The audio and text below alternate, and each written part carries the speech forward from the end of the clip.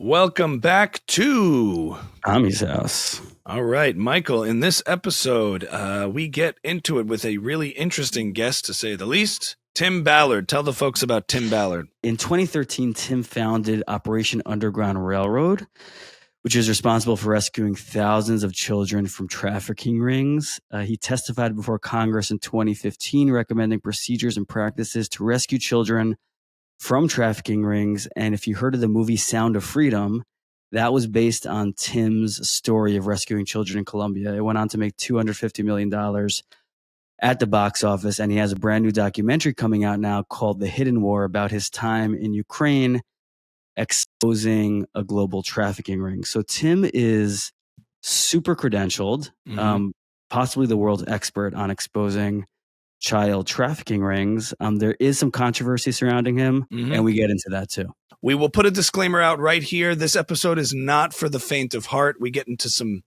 controversial topics and explore some of the most dark forces in our world, in our known world. That is the world of child trafficking, global trafficking networks.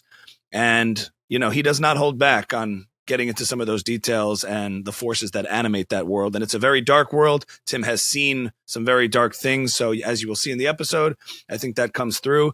I think it's really important to have this conversation. And we feel this episode is important to put out, mainly because there are nefarious actors out there, as we discussed in the episode, who do peddle all sorts of crazy conspiracies.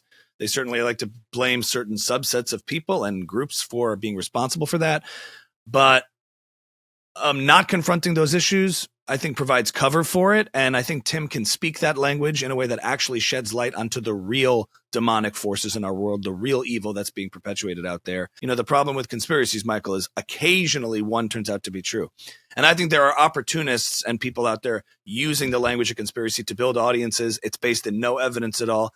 That's not Tim Ballard. He speaks that language, but it's verified in actual experience and actual work he's done. People are out there talking about Israel and Jews around this topic, and so you can't ignore it. So we thought it was important to have him in, someone who actually knows what he's talking about. You can start parsing truth from fiction, and it gets pretty wild. The language might turn some people off, but really, like, try to sit there, listen to him, see what he has to say. We think it's really worthwhile. So this is Tim Ballard. Enjoy. We have a story now about an American who used to be a government agent. Sound of Freedom. Sound of Freedom. The Sound of Freedom Became the surprise box office hit of the summer. as it shines a spotlight on a tragic issue. The film based on the life of Tim Ballard. Former Homeland Security agent embarking on a mission to track down child traffickers. You watched Sound of Freedom and saw the horrors of child trafficking. Hidden Wars is the next chapter, our most intense real-life operation yet, taking us on a rescue mission worldwide to stop a network that preys on the most vulnerable. You know the whole story, how it started? It started in Ukraine. In Ukraine.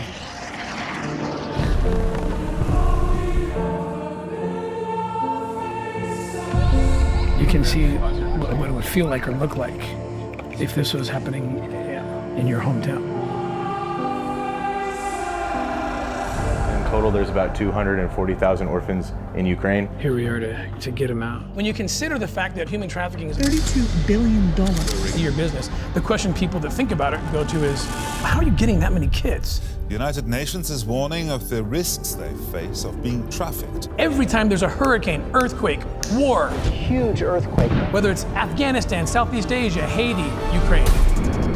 So this report just came in. There's a pedophile from Netherlands that chose to go to Mexico, and he's looking to traffic Ukrainian war victims in through Mexico. I am attracted to boys up to 14 years old. 14? Yes, And the youngest? around 4 years old. The child love logo on the pride flag representing adults and children. A small team broke off and went into Mexico immediately to begin the pursuit of We got the hair and makeup, which I think helped to get into character, just to be able to be a different person. The legend! The youngest was like 16. Yeah, boy, girl. And we have to go over the top so that he doesn't think that we're cops. I'm gonna get a gun, and that's what is mine. I don't have an assurance that Tim's not going to be taken from me at some point. When I think back to Catherine's timing, go to Ukraine, and then 4 months later we blow through 6 countries and 3 continents, and and in this little village in Kanoa in 4 months. As a law enforcement officer, I can tell you that's impossible. We're gonna find it. Somebody needs to do it. I trust that all we can do is what we feel is right.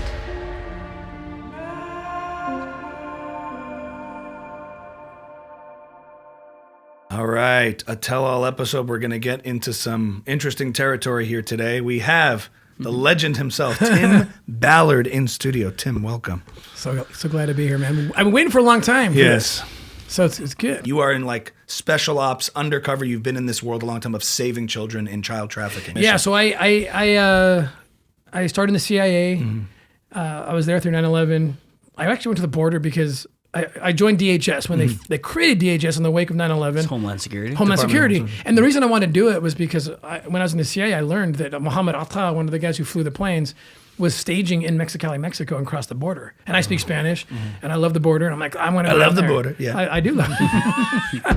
And so 6 months into that gig, they said we're going to start a child crimes unit. I'm like, no, And then once I saw it, I couldn't unsee it, and been doing that ever since. And if you saw Sound of Freedom, you know what the story why I left. I couldn't. We couldn't keep up with the bad guys. The bad guys move so fast. They move kids across borders, and it's not conducive to the bureaucracy and deep state stuff that you got to deal with in the government. So I did a crazy thing and left. Said I'll just do it independent and hope to God that it gets funded. And so far, it's been funded, and we've rescued 15,000 kids in about 25 countries, and we're just getting started. It feels like. Wow. And how did you go? So you made a hugely successful movie, Sound of Freedom. I think you said it made $350 million. $250 million, yeah. Oh, sorry. Only that. Only $250 million. How did you? I got hardly any of that, by the way, but that's a different story. All right, next time. How do you go from? Why didn't you get more of it? Because when they gave me the deal, they're great guys. Yeah. No one screwed me. Yeah. I just screwed myself. Like they came to me with this years ago, and I was like, no lawyer. I was dumb. I'm like, this is never gonna get made. This is never gonna get made into a movie. Right. Wait, so you had written the script? I'm trying to understand. How no, you go someone from... else. They came to me. I signed the deal. They wrote the script. And what was the transition from the work on the ground that you were doing to actually expressing this in the form of film? So we did a big operation in Colombia, the one you see. It's very real. It's very real to the story. And Alejandro Monteverde, Eduardo Verástegui, brilliant guys. They're still two of my best friends. And they saw on 60 Minutes. I'm like, holy crap, what's this? So they start talking to me about it. I'm like, this is a movie. So they write, I signed the deal. They wrote the script. I just got some points on the back. It was no cash up front, nothing. Got it. Because I was just dumb and just working. But I don't regret it because the benefits that are coming now, Center Freedom 2 is filming this summer and 3, and I have a lawyer this time. So that's a lesson you learn. A Jewish lawyer? Yeah. Probably because they're the best. Good. There you go. Those guys like to litigate. You're going to be fine. You're going to be fine. It's going to take great care of you. So it was based on your story. Yes. Yeah. And now this new film is just as exciting in terms of craziness, but it's all real. Yeah. And this thing Sound of Freedom sat for 5 years. It sat for 5 years, and no one touched it. And I thought it was a pretty good movie, but maybe I was biased. And then finally, Angel Studios, that does The Chosen, was co-created by our Jewish friend Matthew Faraci. Oh yes. A Jew created The Chosen. Think about that. Makes sense. Cool. So anyway, so they did it, and it just took off, right?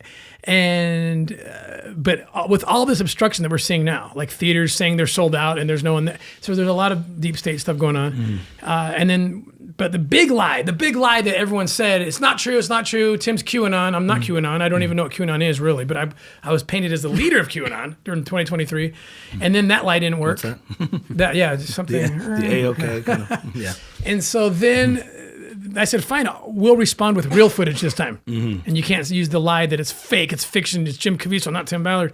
And so this is even better. And we're having the same obstruction. We're in the middle. We just launched in the U.S. It's going to be a slow launch in different places, but it's going to do fine. Right. But we're using it, frankly, to expose who the bad guys are.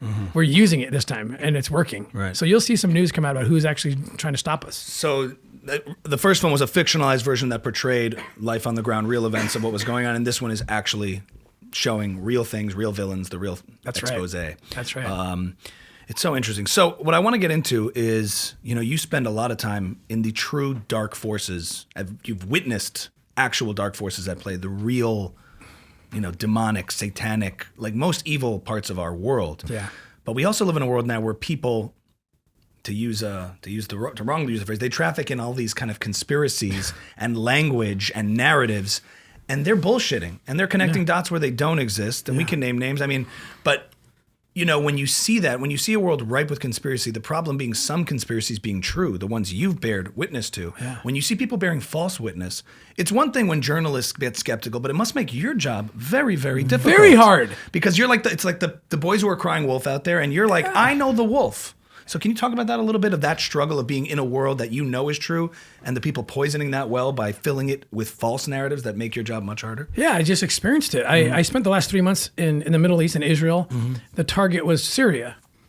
Actually, they're making Sound of Freedom 3 right now. They're writing it based on what just happened 3 weeks ago. Well, starting in August. So, you know, I go out to... I'm helping these Syrian Christian and Jewish people are just getting destroyed. Right. Worst thing, I mean, in the history of warfare, you won't find something worse than this. It can't get worse than raping babies and throwing them off roofs and raping women and then shooting them in the head. 3,000 of them. Okay, there's still about 200 to 300 children and women in sex slavery in and around Damascus. And so I go out there, and where am I going to go? I'm going to go to the country that's the safest, nearest to a border of Syria. That's Israel. And I get out there, and I sneak in. God just was all over this, right? So I sneak into my first trip into Syria, and I get out there, and who's forward deployed? IDF, secretly. And I connect with them, and I'm like crying. I'm like, who are you guys? They have like this forward deployed medical tent. No one knows, and there's for no reason other than it's the right thing to do, right? At the same time, Gaza's going on, and we're trying to help the Gazan kids, and it was just like this light bulb that went off, right? I hadn't been in the argument, but I knew inside what it was bullcrap, what they were saying. But it was like, okay, wait a minute. Why won't the press talk about the Druze massacres? I know why. Because it'll expose what's happening in Gaza. It's the same war. It's the same fight. But it's, for some reason, spiritually, demonically, it's okay to make up conspiracies about Jews, as has happened for the last 2,000 years, or even further, back. But they can't do it with Jews and Christians, so you better not talk about it. Because what happened on October 7th is what happened on July 14th of 2025. The same thing, but it's Druze and Christians. So I was like, guys, talk about this. It'll clear up that. It's the same jihadists, same tactics, same reasoning. And so that's why the media wouldn't touch it, because it would ruin their little counterfeit, their little fraud down south. And then it got even worse for them. So I started talking more. I'm like, if this is a land grab, I mean, it's so ridiculous. Oh, the Jews just want to get their land. I'm just like, you guys, I've been hanging out with all the Druze communities in Israel. They love IDF. IDF loves them. Why don't they want their land? It's the best land up in the Golan Heights, and it's beautiful, fertile land. And then you got this strip in Gaza that's a piece of crap land. Like, they don't want the land. They tried to give it away. They gave it to them for hell's sake. And then in 2005, they gave him more. Like, they want peace. And let me ask you, when there's these war-torn areas you go to, that's just the ripe opportunity where child trafficking takes place? Yes. And it's a pattern that you see each time when, like, the institutions crumble and there's That's right. That's how hidden war is about. We went to Ukraine after Russia invaded because it's harvest time for the traffickers. They literally say that. It's harvest time. That's the recruiting time. So that's one reason we went there, is to find them, and we found them, and then took them down in Latin America. It was a huge case. So I'm hearing two things. I'm hearing the ritual kind of child trafficking, and then just sort of operational child trafficking. Like when there's a tragedy, it seems like an opportunity. Like what's going on in Gaza? What was going on in Syria? Like what's the difference between the two? Is there a difference?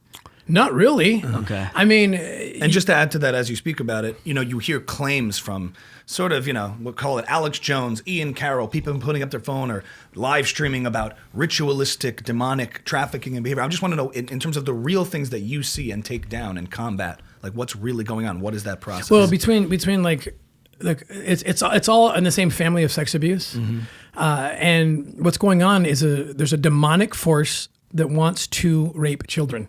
Okay, and I'll tell you why that is. I can't speak of these things outside of a spiritual dimension. Okay, the devil has wanted to punch because it's that dark. It's that dark. But can we try to talk about it in a different way? It all connects. It doesn't work. Yeah. You got to use both. Right. Okay. All right. You got to use natural and spiritual. Like, well, you can't talk about one without the other. Right. Well, there's what motivates it in one sense, and just what actually goes down, so people can unpack the facts on the ground. It speaks to me actually, that language, but people, I imagine, dismiss you and dismiss the claims when you bring in language like that. Well, it manifests on the ground, so they can't. Okay. Correct. So let's talk about the ground and what motivates it. Those are two valid things. But I can hear people saying, "Oh my God," the whole like, "Oh, who's this?" That's why Sound of Freedom. You see people saying, "I'm not going to watch this crackpot conspiracy movie." I'm like, the real evil is not you putting it out there; it's what's out there and happening. That's not right. the people exposing it, but people react with such an aversion to those who expose evil rather than the evil itself. That's right. That's right. Continue. So I only bring this up to explain that it's much bigger than you think, because people cannot, decent brains cannot comprehend wanting to have sex with a child. It's like the anti-sex. It's like the opposite. Right, it's like you picture changing your kid's diapers. It's the least sexy thing on the planet. Right. So decent minds, I get it. I had to go through a process to even understand, and I can't understand it. Except I look in the guy's eyes and I see the devil, and like that's the only way. So I say this to set up the argument that it's bigger than you think, and the motivation doesn't come from anything a decent mind could recognize. Okay. So that's why I start with God, Satan, devil wants to punch God in his throne. He cannot access he wants to sit in the throne. He wants to punch the throne. He can't. So he will then attack what he can attack. The closest thing to God that's in the image of God is all of us, but of this demographic of all of us, children. Anyone, if you had a child, you know what I'm talking about. They're angels in your arms. Right. So Satan wants to hit that, right? So he will infiltrate people that have chinks in their armor, this or that, whatever it is they want. It's pride, it's money, it's porn addiction, whatever it is, he will get in there and guide them to the place of craziness. And if he can get them to rape a kid, that's what's going on. I've been fighting ISIS. In 2018, I was in Iraq doing the same thing. And you have these European pedophiles joining ISIS. Those guys were all over, Germans, French, all over the place.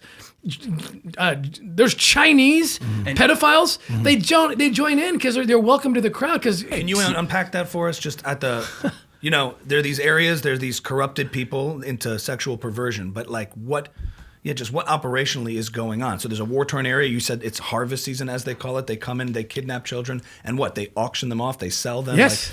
Anything they can do. So you'll see in Hidden War, there's these guys from Holland, a pedophile group. They were part of an organization called Martijn Organization. It was a political party that actually existed for a few years. And their whole point was to make sex with children legal. They thought a 4-year-old could consent to adult sex with a 6-year-old, okay? They finally got caught in Holland, which is saying a lot. You don't get caught in Holland, almost everything's legal, right? So they get kicked out of Holland in 2020. They go set up shop in Ecuador. They start building a child sex hotel. If you're 11 years old, you're too old, and they trick all the families, the parents. They start giving them money and things, and the kids are. It's full of kids every night, and they start selling tickets. Oh, God. And these pedophiles come in and rape these children. So that's what they were doing, and they were looking for more kids to recruit. It sounds so absurd, as you say, but you've seen this with your own eyes. That's and millions will see it because we filmed it. Thank goodness, because no one would believe it. Yeah, it is. It's hard to. It's real. I've seen Taken, the movie Taken. Yeah, it's worse than that. That's about it. That's my point of reference. Okay, also. go with Taken and make it little children, and there you go. That's what's going on. It's Have real. you ever worked with Liam Neeson? I would like to.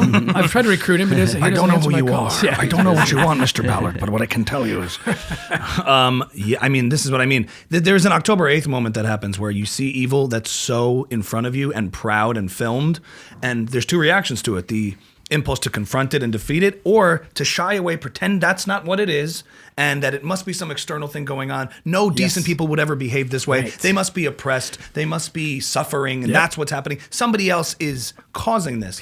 And you're saying it's beyond our world what's causing it and motivating it. There's something so spiritual and demonic. But either way, it's corrupted entire constituencies of people, and it appeals to powerful people. Like, I'm just trying to unconspiratize the language here, because I know people, because there's so many people who've poisoned that well and make these claims that aren't true, and when it's not true versus when it is true. Yeah, and that's why I'm dealing with my biggest enemies in Israel through this whole thing. Were some conservative people that I used to really like what they said. They're making my job almost impossible to rescue these kids. I can't even get donations. Explain that. Well, I'm sitting here and I'm like, guys, help me. I need money to do this. And they see the green uniforms with the the little leaves, and they're just like, what? You're working with pedophiles? No, they're... You meaning they make accusing Israel of being this? Yes! So what's the claim that they make against Israel that you've seen? I've seen you make videos on this. For instance, when Candace does this expose trying to link the worst parts of the world to Israel or to the Jews. Everything is the Jews' fault. No news, no Jews, no news. It's true. And I had to confront it on the ground where I'm like, what are you guys doing? Like, I know what's happening in Gaza because I was just in Syria. And I went down to Gaza too at one point because I want to help the kids down there, right? And then what happens? Conspiracy theories, this, that. I mean, to the point like the sexagram or whatever. It's a demon flag. I'm like, Candace, I know you. What are you doing? What are you talking about? It's the devil flag? And they'll go anywhere. They'll find anything. They'll connect anything that doesn't connect. And I can't get support to rescue the kids. And then I predicted what would happen after the ceasefire and the hostages came home. And now you see the truth that the Gazan children are being beat up by a terrorist organization. Everybody disappears. They're talking about something else. Correct. Like, you never cared about the kids. You never cared about the kids. You just cared about hating the Jews. Like, this is sick. And so, it gets in my way. I can't get the truth out because it's covered with all these lies. You made this interesting video actually detailing like claims Candace was making on an episode about trafficking and perversion and all these and pedophile rings, and you were saying, did you realize that it's actually such and such countries and such and such countries? What was it? Can you just unpack that again? Israel's a tier 2 country, which means they're doing a decent job. Okay, they're doing a decent job. And for stupid people like us, tier 2. When you say tier 2, I'm sorry. Let's rewind. It's the Trafficking in Persons report. The State Department puts out a report every year, and the embassy does the work on the ground. Most countries are tier 2. Very few are tier 1, meaning you're doing everything right. So they're tier 2, which means they're doing stuff right to combat child trafficking. And it's not like some huge thing there. It's much bigger in other countries. But just jump over the line to Iran. If there's a tier 10, they'd be in it. But they're like tier 3 minus because it's institutionalized and justified by Sharia law. They're raping and marrying babies. And I'm like, why aren't you talking about this? You're taking a tier 2 country who's like all of us trying to get better, and that's the pedophile country. And what she does is she goes deeper and says, oh, well, the non-extradition stuff. Well, yeah, there's a reason for the non-extradition laws that protect people because of all the crap they've been through for hundreds of thousands of years. They're not going to send their Jewish people to a place where they're hated, where they just left, severe persecution. So it makes sense why they protect their people. But no, it's because they're pedophiles. Well, where's the pedophilia going on? That's it. Which country reigns supreme on the worst tier? Iran. Yeah, any Sharia law country is by far the worst. What's the population? I better know. If I don't know, then I shouldn't be. 90 million. Yeah. You don't even know. It's a beautiful country. Great skiing. You see it with the Jeffrey Epstein files. The Epstein files also where 80 million, by the way. Where they're take that, Tucker. They're trying to link. It's sort of like it's like an official way to link Israel to pedophilia. With the Epstein files, saying the reason they're not being released is because Israel won't allow them to be released, which is a different way of saying is like the most despicable thing on this planet. Israel is in charge of it. It's complicit, basically. That's what they got to say. Yeah. We'll jump around a bit, but what's your take on the whole Epstein story and the claims that he's Mossad or the claims of what's been going on? Because like I said, certain conspiracies, if you would have talked about Epstein's island before we knew anything about it, people would have written it off. What are you talking about? There's some billionaire who owns this island, this secret island, doing these rituals and extorting people. But that one, it turns out to have been true. And the question is now when something breaks, it gets filled with all sorts of distortions and narratives around it. So the truth is it's so hard because they won't release for whatever reason, they won't release everything. The best source I have seen is Bill O'Reilly, who I trust. I think he's an honest guy. And he said he had a conversation with Trump. And what Trump said is, I get where he's coming from. I don't think I'd make the same decision. But he said, if I release this whole file, I'm going to ruin the lives of so many people. And I have a friend, Alan Dershowitz, who got reamed by it. He was totally innocent. Meaning people who have nothing really to do with it, but because there's some association, because he was this financier for years with all these connections, they would have to then do all of this legwork to unpack their association, even if they did nothing wrong. Right, and a lot of good people visited the island before they knew. Like Alan Dershowitz is one of them. He was a great guy. And he went down with his wife, and all of a sudden, one of these women made a false accusation. And I know how that goes because I've been through that for the last 2 years. And then his life was destroyed. So that's where Trump's coming from, according to Bill O'Reilly. And so from there, we don't know. So then what we do know, like... Well, he's one of these people that you've kind of exposed over the years, types like him, Yeah. who are these harvesters or whatever. Like, what can you say that you know to be true about Epstein, the island, things Well, like what that? we do know about Epstein is he's a convicted pedophile. Right. He was a convicted pedophile. Right. So this wasn't some... If someone was using him as an asset, and I wouldn't put any government... I've been in this world, okay? They get paid to do creepy stuff to get information to save our lives. It's always a moral dilemma, like being an operator in the CIA, right?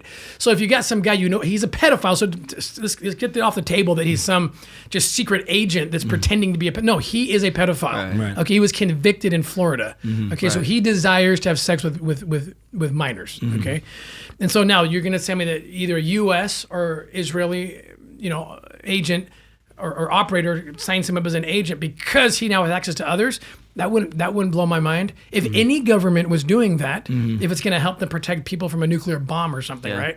So I'm open to that world because I understand that world. I don't want to be in that world. I don't want to be that guy. So you're saying it's not... Sorry, go ahead. Yeah. No, I appreciate that. You're saying that's not out of the realm of possibility that either an Israeli or American intelligence agency would use someone like that to further their interests. Correct. Okay. To use evil people who have evil intentions, but can be useful for a mission of saving civilians in their country. People do that. It has to. There's a compromise that has There's to a be made all the compromise. time. You know what CIA operators do? They try to pay people to betray their country. That's what I couldn't do it. I went down that road when I was the CIA. I'm like, I can't do this. I want to go black and white where it's children being raped is wrong no matter what. But yeah, they sit there and try to convert. They try to recruit people to betray their country for money. Right. I mean, it's but they're also like we might have been all destroyed by now. We saw Homeland. We know. You know how it goes. You've seen Homeland. So yeah, did someone do that? Any government? Maybe. Okay. But at this point, in my opinion, if I were the president, I would now say that this is what happened. This is what it is. And this guy might be a pedophile. Alan Dershowitz wasn't. Let's protect him. Let's get Matthew 18 compliant on every single person. Right. And but you got to expose it now because there could be victims out there. Right. So that's what I would be doing right now. But I don't have the ability to do that. That's your advice on this story, that That'd you be should my release advice. it and then make the caveats to say this person. Spend whatever money you need to vindicate those who were like Alan Dershowitz and just visited the island and expose the bad guys. Because those guys, look, I've seen children be raped too often. And so that's always the priority to me.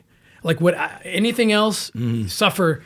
This one doesn't get to suffer. That's this the is a justice. child. The That's justice that needs to be but you got to do all you can to protect the Alan Dershowitzes. And so I think and Trump seems to be 2 days ago he said he's going to start going out, but it seems political. He wants to target Clinton and these other guys. No, target everybody and do a good job and say innocent, guilty as hell, hurting kids right now. That's what I would do. There's a lot to Interesting. process. That isn't what I was expecting you to say. Well, basically, because you can understand the hesitancy given the harm it would cause for all these people, but your priority of harm, there's a hierarchy of harm. There's a hierarchy. And the children who were actually harmed take first priority, there's other people who would have to, unfortunately, who were lured into this and are innocent and didn't have anything evil going on just by association. Well, because the story I've heard was that it possibly could have started out as some kind of intelligence operation, but Epstein kind of took it off the rails with his own thing. But you're saying that it's possible that was part of the mission. That was part of targeting minors, like the honeypot. You need to understand, he wanted to have sex with kids. We know that from the early 2000s. Right. But so it would have to be someone looking at this pedophile saying, ooh, he's got an island. He's a pedophile. Right, we can use him. Let's recruit him. Yeah. That's very different than the claim that's made is that Israel designed what Epstein was already up to. In other words, that. That's what I mean. Like that argument's off the table. Yeah, rather than somebody who's already doing this and they're saying, okay, well, we have to protect our civilians. They used their Jewish powers and said, become a pedophile. Become a pedophile. Oh, God. No, that didn't. Clip it. Just that's kidding. not what happened. Good Lord. We just come up with our bumper for the episode. Yeah. We'll see. And then, I mean, can you walk us through some of the more ritualistic stuff, like on the island, the temple and the whole thing, like what that's all about? These guys, and the satanic rituals. Yeah. People make that claim. Yeah. What have you seen? Alex Jones says it's all like on the. What's that owl they worship? They worship the Balaam? Baal. Well, this has been going on. Bohemian Grove. No, that's not Baal. That's someone else. Anyway, this has been going on forever. Okay, brace yourself. It's been going on forever. It's in the New Testament. When the Israelite kings, the worst ones, they're offering children to Moloch. This was sexual abuse. It's always been going on, and it's never going to stop. That's why I start with the spiritual side of it. Like, who would want to do that? Because I've danced with the devil for 25 years, and I know that they're being influenced by sources that are impossible to rationalize in something that makes sense to a decent brain. Yeah. So it's always been going on, and there is, at the risk of sounding like a woo-woo, but there is a power. There's a reward system. Okay, like it's a spiritual thing that's real, and there is power that comes just like God blesses you through a covenant relationship. When you're doing good, He'll bless your life. Well, sometimes that blessing is a bad thing that happens to you that makes you. So that's another story, right? You understand that? I'm not saying it's like, oh, you don't buy your blessings, but you will get what God needs you to get. You want to be good. There's a covenant on the land. The Jews understand this. That's the whole Old Testament is a covenant story, right? Of a if-then proposition. There's that going on with the devil too. You can't tell me that you believe that with God, but you don't believe with the devil. It is real. Well, with Jews, we have a slightly different understanding of Satan, as we call him. Yeah. So in the Christian tradition, it's sort of this anti-God force that's operating. In the Jewish tradition, just to shed light on it from where we come from. Yeah, what is it? It's this evil impulse, and that I'm not a theologian on it, but it's Satan, I think, in Judaism is more of a servant of God than an enemy of God that serves to put us through various tests and stuff, but it's not as central in I've terms heard those of traditions those animating too. forces. Yeah. It's not as central in the way that the Christian theology talks about it is a different thing, like a fallen angel, that kind of stuff. Well, yeah, you go to the story of Job, and that's Job's going to God asking for permission. Hey, can I mess with this guy? And he's like, yeah, go for it. We talk about the good inclination and the evil inclination, and that every human being, and Jordan Peterson talks about this a lot, like, that the wickedness within all of us, there's good potential and bad potential within all of us. We think the Nazis were just monsters, that were just not alien human beings. No. If you were around in that time, you very well could have been one, and you might have enjoyed scary. it. And that's so we're it's semantics. We're kind of speaking about the same sort of impulses, and there's kind of different language that codes it. Very scary. But you're asking if there's like an eyes wide shut ceremonial thing happening in these parts of the world, the things that you see. Well, cool. We just spoke about it in like geopolitical terms, but I've also heard of it in like religious terms of what was going on over there. There was something much more odd. I want to hear about that. In terms of the ritual. In terms of the ritual. Oh yeah, like, no. They will mimic like sacred rituals of any kind of religion. Oh God. And turn it into complete sex with children. So what does that have to do with Epstein being wanting to have sex with kids? We can bleep that out, I guess. This YouTube's going to kill us. But I'm saying, where does it jump from, like, I have... Someone's perverse. I'm attracted to that. It's a gateway thing, right? Okay. It's like you do marijuana, and eventually it stops working, and you want more of that adrenaline rush. If you want to speak of it outside of spiritual terms, you just call it an adrenaline rush. Okay. And then you got to go to cocaine, you got to go to something higher, and you get more and more of a rush. Now, I argue there's a spiritual element of darkness that accompanies this, but you don't even have to say that. Yeah. And so that's the same thing. So Epstein's out down in southern Florida. I think Boca Raton is where he was, and he's raping minors. Okay, through this massage ploy, and that's not that. That's marijuana for the, they need more. People jump from porn to child porn the same way. And it's scientific. Congress has held hearings over this. There's science on this. Right. Yeah. It's just like marijuana. Eventually it wears off if you do it too much, and the brain can only sustain it so long, and you have to up it. And so all of a sudden you're looking at adults having sex. Now you got to look at 5-year-olds within 5 years because you're not getting the hit. So ritualistic abuse would be that next level, more exciting. I have a logistical question then. So who's like Epstein's like rabbi? So he wants to up it a level. Who does he speak to? Poor choice of words, Michael. Why you do? He doesn't mean rabbi, okay? You mean who's he going to up the ante? Yeah, like who has the tradition who isn't of how a to rabbi? do this ritualistically? Good Lord. So there are priest. I don't know. Like who's the person he goes to? His shaman. I guess. So those thank you. Those organizations do exist, and they generally they leech on to some other good thing, right? Okay. And they do. There's a hierarchy. There is a hierarchy. I've interviewed lots of people. I've seen the research. So there is a hierarchy of. It is organized, and you get to come in as an initiate, and there's the destroyer, the punisher, who comes in and disciplines the kids, and you go through this ritual. This ritual starts with oral sex and goes on to more things, and it's all very systematic and organized. Yes, absolutely. I mean, look, in the movie Taken, which was about trafficking, they show this process of tourists who don't speak the language. There's someone who appears at the airport. When you see a movie like that, And that's, I guess, dealing with teenage girls. His daughter arrives there. Somebody approaches them at the airport, invites them to a party. There's this system, and then clearly it gets all the way up to like the sultan on a boat. Yeah. Real. Yeah. It just consult on it just put I could have. Yeah. It just puts it more mild than it is. Yeah. Instead, because they had to make her 17 or 18, whatever. No. I've seen this with 5-year-olds and 7-year-olds. They couldn't do that. Right. Okay. We tried to do a Sound of Freedom and it worked. And it's just so unpalatable for any audience, even in this conversation. It's just like to hear that this exists is so hard to accept. It's hard to accept. And that, do you feel like you get pushback on the things you're trying to do, the message you're trying to spread, because people just can't bear to hear such a reality? Yeah. I either get the cold shoulder, like this is not real, I'm not going to pay attention, or I get the deep staters attacking me and trying to destroy my life. The deep staters, explain that. Yeah. Well, you wouldn't believe what happened to me. It's all written up in Sound of Freedom too. So after we got Sound of Freedom out, Hidden War, which is out now, was supposed to come on its heels. It was already done. And they were not going to let that come out. So this defamation campaign began, and these lawsuits, some of my closest friends are suing me, suing my wife for sexual assault, anything they can find. I was accused of being a spy in Argentina. I was accused of being a trafficker, a pedophile, a money launderer, everything. And some of my close friends got in this. So I was invited to Bedminster in August of 23. Trump asks me to use the leverage from Sound of Freedom and run for Utah Senate, which I wasn't really interested in doing, but he wanted Romney out, okay? And I was kind of like, okay, I'll do it because I want to support what you're doing. And he had the perfect anti-trafficking agenda for the border, which I spent 10 years on that border as an undercover operator, so that was near and dear to me. And then Kevin McCarthy, Speaker of the House, puts out the Sound of Freedom Act, which is going to give Congress the authority to go do this. And then right when I came off the Sean Spicer show and announced I was doing this, the next day I got a call from a Washington, D.C. insider who I know. He says, you're screwed. They're not going to let you do it. There's $10 million that has been deployed to destroy your life. I'm like, oh my gosh. I'm thinking Mexican cartels. I don't know. He's like, I don't know. I don't know who's going to start shoot the first shot. Well, it comes from a deep state inside my own church, which I believe in the doctrines of my church. I won't abandon it. It was so. This is the Latter-day Saints Church. Yeah, the Church of Jesus Christ of Latter-day Saints. And I won't call it that because it wasn't that.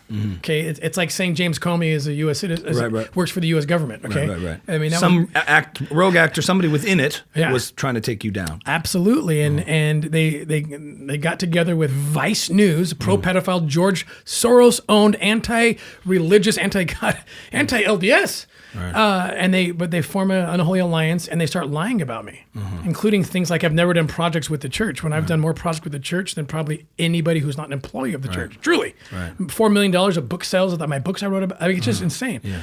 And I'm like, what is going on? And they just attacked me, and then that gave the air cover. So then it encouraged everybody else to just destroy me. Right. So then all the lawsuits came. I mean, my wife comes out, my sweet wife, right? She comes out and defends me on a radio show. She gets sued for sexual assault. My wife. What? Yeah, this is crazy. And then my best friend, who's one of my co-operators, Matt Cooper, he gets a phone call from one of the women suing me, who was my friend, super close with him. You got to sue Tim.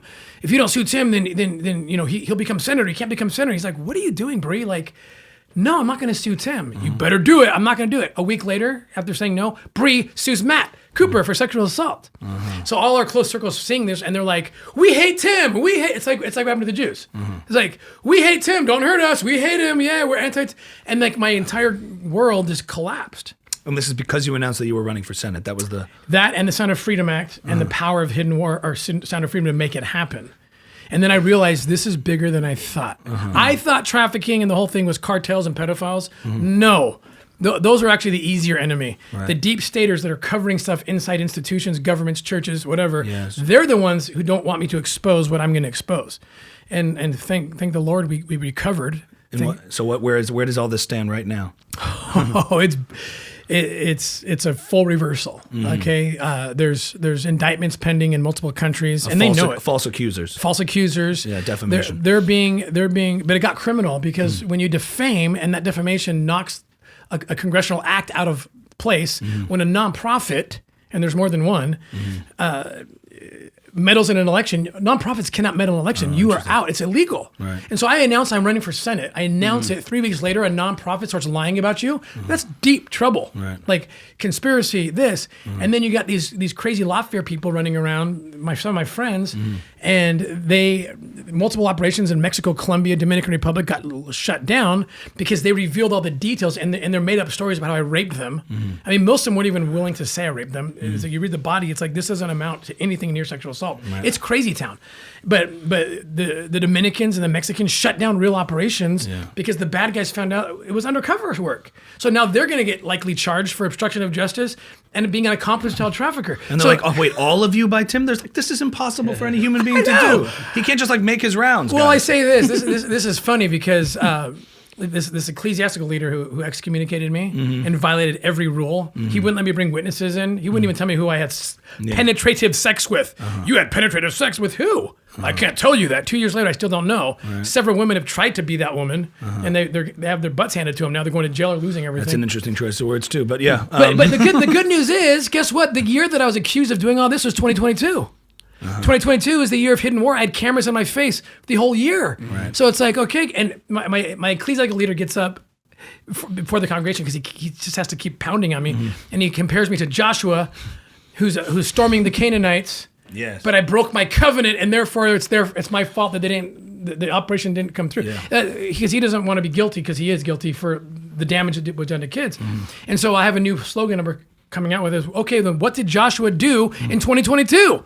Like, the whole world gets to know it's in Hidden War. It's Hidden War documentary. That's what I was doing. So you tell me I was raping, trafficking, being a pedophile, while also following God's celestial portals as we dismantle the entire trafficking ring. Well, they accuse you of the very thing you're combating, which is an interesting parallel to what we've been talking about Israel the last 2 years. That's what they do. October 7th, they accuse Israel of everything Israel's fighting. Genocide, the worst sexual perversions, pedophilia, anything you could do to make Israel the demon that it's trying to fight. That's what you do. That's the best form of lawfare. So the struggle that Israelis, the Jewish people have been going through, I feel like in your world, even at a personal level, it feels like they're like mirror images of each other. They are. In fact, they started at the same time. So they did this to me end of September, just weeks before October 7th. In fact, the news cycle in Utah was, Tim's a pedophile, Tim's this, Tim's a rapist, blah, blah, blah. And what stopped the news cycle because I was dying was, oh my gosh, October 7th. So when I got to Israel, I was especially wanting to defend them because the whole world was not what I call Matthew 18 compliant with me or them. So I'm like, oh no, you want to defend people that are. Is Matthew 18 those who will bless the Jews will be blessed, or is that a no? This is a Jesus principle about how you reconcile with your brother. Like you go to your brother, you talk to them, you find out the truth. It's the antithesis of conspiracy theory, right? Right. And so I'm like, no, I'm going to get to the bottom of this. And I started doing all this content to defend Israel. Right. I felt like I really first I know who they are in the biblical account and my connection to them as a Christian, but beyond that, it was just like, no, I will defend them because I will not let them suffer like I suffered. Right. And we suffered at the same time. Right. And then we kind of came out of it at the same time, interestingly. I came out of it, and then a month or two later, they came out of it. So it's this like real inversion of truth. It's taking the exact false thing and saying that that's the truth. Yeah. And I've experienced that thing through October 7th, and it drives me insane. Yeah. Like it's exactly the opposite of what you're saying. Exactly the opposite. But that's what they do. That's on purpose. That's by design. Right. Also, because you've actually like seen firsthand, I witnessed the evil. It's not just like headlines versus headlines. It's not just, well, I'm going to make a case here. It's not like you have skin in the game from a sense of either being Israeli or, some people try, or it's not like this biased thing where you happen to come from a world that's partial to this or partial to that. I mean, you just happen to see the very evil things that people love to just talk about conversationally. And I think there's been this divide now that you're starting to see post-war of people who talk about stuff and people who know stuff. You've seen people who've been, I watched an episode, there was Coleman Hughes versus Dave Smith on trigonometry. Right. We've covered his stuff a lot because it's been impactful and it's been making its rounds, these arguments against Israel. And, they talk about Hamas and then it's like, well, the IDF, does all these things. But then I'm not afraid to say that when you see footage that tries to depict the IDF as something, you see people confusing tragedy and atrocity. They see the images of war and they're like, that just looks terrible. You see suffering. And they try to equate that to what you see with the Druze in Syria or what you see with Hamas now in Gaza. Right. They're not the same thing. And not at people all get the confused. same thing. It's easy to see things and say, people's empathy is confused because they see tragedy and they're like, I have empathy. And they see atrocity and they have empathy. Those are two different scenarios. It's all about intent. It would be equivalent. Yeah. Look, I don't think there's ever been a war. I've studied war a lot, right? Yes. And after the Allies bombed Dresden, did they throw parachute in food? Yeah. Yeah. No. Yeah. But so Israel's actually doing things I've never seen people do after they have to defend themselves. Right. But no, they're just attacking, you know, or this. But you're equipped to identify the imposters in this space, the people who claim to have virtue and care about the suffering of Gazans and this horrible oppressive regime that is Israel. And you're like, So you're there on the ground. You kind of, you know, from the position of defending the most innocent people. Right. And you come to the position you come to. I think that's pretty powerful. That's how I came to it. I'll tell you, the moment I mentioned I went into Syria, they let me in. Yes. I had to get permission from the very top, in Israel. They've never opened this gate before for a civilian, especially a foreign civilian. Yeah. But they knew what I wanted to do. This was recently when you went to Syria? This was in August. And I snuck in with a small team, and then I get there, and I wanted to weep because I saw how bad the IDF was getting hit. And I the most gentle, sweet, brave people, medics and IDF soldiers out there taking care of Christian. I mean, I want to cry right now. It was just like, and there's no cameras. There's nothing and I'm like, I'm bringing my cameras. I'm gonna tell people what you guys are doing. This is beautiful. You're taking care of the people that I'm trying to take care of. And okay, how does that spirit match with Gaza? And then I start talking, same thing. They care about the Gazan kids. They do. They do care about them. They're humanitarian people. Their hearts are good. Right. But they can't let their people get attacked like this, right? And like you said, it's just an inversion. They conflate atrocity with what's the intent behind the atrocity. It is atrocious. No one is going to say that seeing buildings blown up all over the place. But let's talk about the tunnel system. You can't save the kids without knocking out the tunnels that are hurting the kids, Gazan and Israeli kids. Yeah. Right. And so it's just such an inversion and smokescreen like I'd never seen before. So as someone who tries to tell the truth through film, through art, and through showing these kinds of things and depicting these kind of things to reveal this truth, like you were fighting for, telling the real story, like in what sense is it even worth, you're saying with the IDF, you're like, why aren't you filming this? Because to the extent that Israel always tries to display its virtue and its goodness, it's hated for it. So there's a part of you that thinks, we're just going to do the good work and not seek the approval of the world to prove it. Right. We don't prioritize approval over victory, or we don't need their validation to know we're being virtuous. Do you understand sort of that impulse? I do understand Israel that. does that too much. Like, well, they try to show one thing on Piers Morgan, but the truth is they're like, we're going to do it. It's okay. Yeah. Well, don't put that. You want to film, you can film. We're going to do it. Whatever you want to do. Yeah. There's this attitude. There is, and it's sweet, and I understand it, but I'm from the outside. Yes. And I'm like, I don't need your permission to show off your good works. I will witness for you. Right. Because I want the world to see it and know it. And the Druze people love the IDF. I'm in the Druze homes and the IDF's coming in to have a coffee, and I'm like, what's going on? If they're land grabbers, why aren't they stealing your land?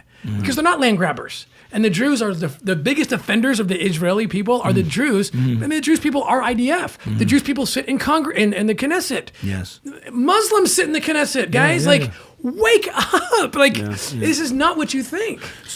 I think that's a better strategy, having other people show. Other people need a witness for you, and I'm going to witness yourself. for them. Yeah. And I would say, it's interesting because our impulse, and I don't think it's wrong, but it's a very tired argument, is why does no one talk about what's happening in Sudan or Nigeria or Syria? We always, in the Jewish community, it's like, well, it's anti-Semitism.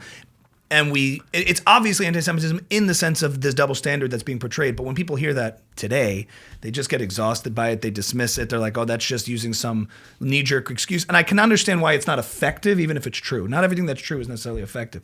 Where do you come at it in explaining why there is such apathy and a disregard for the real suffering, the real genocides, the real things, the real evil that you see in the world, and people preferring to project an evil onto Israel?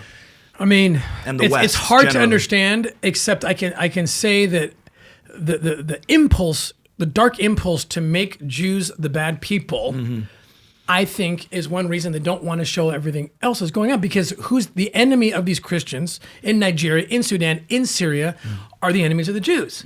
And so if you expose what's happening in Syria or Nigeria, you're going to say that, oh, shoot, the Jews equal the Christians in Nigeria. The Jews equal the Druze in Syria, and they can't do it. And so they hide it. There's this anti-Jew fervor that I'm telling you, it's deep and dark and spiritual because it's been going on for thousands of years. They are the witness people. I've said this before. I know this. They're the witness people. If you want to know what's going to happen, watch them. Why do we read the Old Testament, but we won't read what I would call modern day scripture? This is modern day scripture. There's a covenant on this land, on Israel, as there was in the Old Testament. The dark side doesn't want you to see the blueprints. The witness people, I won't say chosen people, but I would say that too.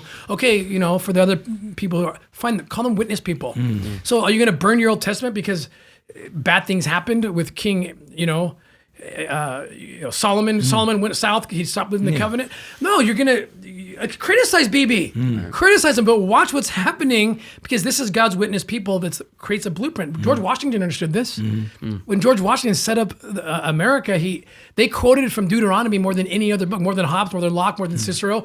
They all of them were they were trying to build one nation under God on the covenant concept. It's clear in America. I've written books about this because they recognize that's the witness people. When they did good things happen. When they did bad things happen. Let's follow this because we believe in God also. And I think there's a dark side that wants to cover the blueprints, which is Israel, and it always will be till the end. Till the Messiah comes, they're the blueprints. And I think that's what this spiritual conspiracy is about. Hide it, don't see it, invert things, call the good guys bad, the bad guys good, and then all the other countries are going to get blindsided. And guess what? It's working. Look at Europe. Look what's happening in this city right now. They blinded them to it. So they're trying to hide who the enemy is because the enemy is trying to get into every other constitutional republic. And they're winning right now. Well, we can turn it around. How do we turn it around? Elect me president. We have an announcement to make. Well, okay. In due time. Well, I do think to adopt your language, the dark forces build up the strongest when there's a light waiting to get through. Yes. So there's a reason so much darkness is here now because it's preparing us for a lot of light is coming. Yes. When I went up to the Jews people, so amazing because I'm a student of the Old Testament, right? And I understand the movements of the Israel, the gathering, what evangelicals call. They're all waiting for it. The Jews are saying the same thing. Messiah's coming. There's a feeling in people right now. There's Muslims getting visions of Messiah. The question is which one, but we'll figure that out later. Whatever one it is, when he gets here, we'll ask him. Have you been here before? We'll ask him. And I was telling you earlier, I had a conversation with this beautiful man, this rabbi, and I said, hey, when the Messiah comes, I think he's going to have signs in his hand. You don't. What's going to happen is we both agreed, whatever it is, he's the Messiah. He's going to do the same thing. He'll tell us. And you're not going to disagree with him. Right. I guess that's so it won't be a problem because once he comes, we'll be like, oh, all right. Well, but when I went to the Druze, I got to tell you this. They were telling me, do you know who we are? I'm the Druze people. The Druze up in Syria. It's hard to get. Druze people. Yes, they have the blood covenant with Israel. Yes. And they were called something else before. They were called Samaritans before. They've been called something else before. But they've been around for thousands of years. They have scrolls, and they're like, hey, we're a lost remnant of the house of Israel or the house of Abraham is what they say. And I'm like, well, and I get this. They didn't know that I understood this stuff. So they believe a light's coming. They're waiting for Messiah. The Jews are waiting for Messiah. The Christians are waiting for Messiah. There's all these evangelicals in Jerusalem right now calling it the last harvest is coming. And I hear Jewish people saying the same thing. So to your point, a light is coming and the darkness is going to precede it. That's what's happening. Right, and it does feel like you have to choose now what you believe the truth is. You have I to. guess you could say that about everyone. No matter what you think, you've chosen a side. I guess that's what war does. You have to choose a side. Do you think this is true or do you think that is true? Well, now's the testing time. Right. Because once he comes... It's a test of truth and falsehood and also courage. Because what's happening now, if we tie it to what's actually going on online culture right now, you have mass civil war on the right. Call it the right loosely. I don't consider Fuentes a right winger by any stretch. He's much more of a left winger, much more of a collectivist in that regard. But these teams are being formed, and you're seeing, I think a lot of nefarious actors and then a lot of cowardice of people not willing to confront it out of fear of, I don't know whether it's, I don't want to doubt their intentions. Some people are, I think, just confused by the whole thing. You come from a world of excess woke leftism where, so every statement's called out and construed as racist. People are called upon to be canceled, guilt by association, kind of ridiculousness. And there are people in the conservative movement, I think, that are, that mean well, but they don't want to confront bad ideas and bad actors because they feel like that's a leftist thing to do. And I think that's mistaken. I just think you have to confront these bad ideas, and you've seen that, let's call it Tucker Carlson versus Ben Shapiro, people drawing a line in the sand that says, no. on the right, if we do what the left did by embracing the worst ideas among us, we will implode. And then there's people who are saying, no, we need to unite to fight the left. I don't think you can unite with people who seek to divide you in a coalition. You can't unite with people who have nefarious intentions. So Tucker Carlson versus Ben Shapiro. Thoughts on what's going on? Fear of man versus fear of God. It's a real thing. And I went through hell, and the fruit of that was I stopped fearing man because God pulled me out. Right. And then I knew him for the first time like this. And there's this quote I love. It says, fear of man a coward makes, fear of God a hero makes. And people are scared. I watched my friends do this to me. Right. They attacked me and persecuted me and defamed me out of fear of being sued. The only two people in my life was my wife and the guy Matt Cooper, who said, bring it on. Right. I'm not going to be afraid. And we don't have courage. We need a courage. We need like a Templar Jewish? movement to come back out. We need this. Yeah. We need courage. We need courage and fear of God and not man. Yeah. I think also depending on which side you choose, it speaks a lot to what kind of your diet was before. If you were connected to like, text and community, and I mean in my case Torah, or in your case the Bible or whatever, I think it shaped your decision making process also in a healthy way where you're able to see what the truth is and what falsehood is. The best stories is out of the Torah, out of the Old Testament, really, because this is what they went through. Who's going to be like the David? Yeah. Fear. He did not fear man. Yeah. He feared God. And you have these other great leaders. You have everyone from Joshua to Solomon, at least for a time, and it's so what we're living right now. Who's going to fear God and who's going to fear man? And most people, I think the conservative movement needs to stop fearing God. And it's weird because I feel like the nefarious actors in this space, whether it's Tucker acting in his way with trafficking and confusion and just trying to create this amorphous set of ideas that no one can latch onto that just demoralizes people. He says one thing and then says another. I hate Christian Zionists. They're some of the worst people, actually. They're just horrible. And I was mistaken to say that just now. I think that was a mistake because I'm a flawed person. I'm a Christian. I mean, they're the ones almost using spiritual language and Christian language, Christianity, to create this movement of this like spiritual battle that they're drawing. But it's interesting because there's clearly a fear of man going on, a fear of losing audience and confusing what is popular versus what is true. And I think a lot of people say, well, Nick Fuentes, he's really resonating. He's really making an impact. He must be valuable, or the ideas must be valuable in a sense. So, and I feel like it's the other side of that. The fear of God is actually animating what Ben Shapiro is talking about, standing on principle, standing on values. Charlie Kirkism. Yeah. It's Charlie Kirkism. Standing on like... Truth's absolute. Yeah. You're going to say it no matter what. Right. And that's where the battle is. But I think that, I don't know. I'm cautiously... You're a cautiously optimistic person then, as you see that. Because I know how the story ends. Right. I know scripturally how the story ends. Right. Guess what? Messiah does come. Right. He comes. Right. And just be with him when he comes. Right. I think we also saw, like with the hostages, things can change so quickly. Like someone who's on top of the world today, who has the #1 podcast, perhaps, a week from now could be nothing. Absolutely. And I think it's important to remember that. Man is fickle. It happened to me. I went from hero to zero. And with one defamation statement. I was the most hated person in Utah. Oh, wow. And I mean, it was unbelievable what happened to us. Oh, he's a rapist. We thought he was saving kids. But now it's coming back. But it's coming back. I used to fear man. I didn't realize I was. I don't fear man anymore. Because I realized only God can pull me out of this. And now only God can rescue these kids, not me. I'm a little afraid of Tim right now. But besides that, that's when Will Smith did the whole slap thing. Wasn't it Denzel Washington who said it's when you're right on the top, man, that's when the devil comes for you. He does say in that. a way. So wise man, Denzel. I actually I've used this analogy before. I remember because people are like, all these people are #1, Ami. What do you think? What are you going to do? What's like these people are trending right now. They're at the top of their game. And I'm like, remember the story of Carlos Mencia and Joe Rogan, where he was this huge comedian, the biggest platform, Comedy Central specials. And Joe Rogan was the one of all people, given what's going on now. But he was calling him out then. You steal jokes. You're a thief. You're a hack. You're doing all these things on false premises. You're taking people. It's invalid. And people said, Joe is this nothing comedian. Mencia has the big audience. Fast forward to today. That's what happens when you're trafficking in evil and you're doing the wrong thing. I don't think it's good wins in the end. Truth wins in the end. Yes. Look at all the people that are afraid of man and piled on me. They don't even know this yet, and they think I don't know who they are. They will lose everything, including some of them their freedom, because they wouldn't stand with truth. Right. Is that a threat? Tim? No, it's a consequence that I'm not even deploying. Right. Someone else is. So you're saying right now we're in the Empire Strikes Back part, and then we're getting to Return of the Jedi. It just hasn't happened. It hasn't happened yet, but it's just coming. to get a little nerdy about it. It's Comic-Con coming, yeah. style. All right. Well, the new film is called The Hidden War. Hidden War. We're making rounds across theaters. They're trying to sabotage it. Absolutely. We're Can catching you them. find it out of theaters? Is it available for Oh, streaming? it'll be streaming everywhere. Yeah. Just not quite yet. Okay. Right. Yeah, it'll be streaming everywhere. And just so we can bring it back to that, because that's the latest thing that you're talking about. It starts in Ukraine, right? You were in the war-torn areas. It's the and it makes craziest its story, you rounds. guys. It's the craziest story. Tie it to the South America thing for me. Yeah, so we go to Ukraine, looking for traffickers, helping orphans. We Right. find the lead we think we're going to find. And it's these Western European pedophile activists who've been booted out of the country as fugitives. And that's where they set up their sex shops. This was from Holland. They made their way to... They were from Holland to Mexico and Ecuador to set up their sex markets, including a hotel. Oh, God. A boutique hotel selling children as young as 5, 6, 4 years old.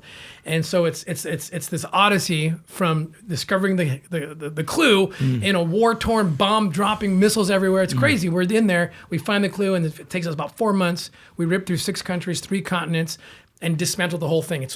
They all go to jail at the end. Wow. It sounds like a script. You don't have to see it. No. But it's all real. It's all real. So in the end, so you we're expose the undercover. ring. Oh yeah, I mean we're military one day. I'm dressed as with a wig and tattoos as infiltrating this trafficking ring as a trafficker myself, and then I'm raiding a house with the law enforcement in South America. So you get to see it kind of the whole. Wow. And are you doing this with government sanction through the Always. U.S. or you're operating independently? I don't. So mean we're totally independent. This is the beautiful model that we're trying to teach everybody. It's private-public model. Okay, where we come in and do what law enforcement can't do because of red tape and deep states everywhere. We're independent of that. So we come in and every country we go to the we're always with them. We go to the prosecutor, we go to the cops. Here's a silver platter of intel. Do you think we're going to go to the next? So everywhere we go, we kind of offer up silver platter prosecutions, and they're the partners. They're the heroes, really. We're trying to make them the hero. We're supporting them. Right. And so it's this model where they can do what we can't do, we can do what they can't do. Together we do everything. We're trying to get this implemented. A technical worldwide. question. As you expose these rings, if it gets as deep as the governmental level in places that you're operating in, who do you report them to? Like, what's the system of justice that operates if you're in a corrupt state to begin with? So because I've been in this so long, I've already done this. I know who the good guys are, who the bad guys are. I generally use the U.S. Embassy as the cleanest. Oh, okay. So I always call the embassy before I go in, who do you work with? But I've been doing this for years, so I already know. They tell me, who do you work with? Every embassy has what's called a vetted unit, where they background check, polygraph the foreign national to see who they can trust to do the U.S. business, what they're doing. So I already know who the vetted guys are. Still got to watch them. But so we do have the cream of the crop when they go into these countries. It's already been set. So and there's people partnering with you to take down the ring. You need muscle. You need people to actually do this. Oh yeah, you'll see. We show up with the intel. We'll do an insert undercover. But at the end of the day, it's the Ecuadorian National Police. We're knocking down the door at the end, right? So it's a collaborative effort. Tim Ballard, saving the children one at a time. This is for everyone watching, we know there's been some, what do you call it, unpalatable hard things to digest, hard things to take in. But you're passionate, committed. Yes. And as we say, lots of hatzlacha, which is luck in Hebrew. You should Mazel be victorious. Amen. Hava Nagila.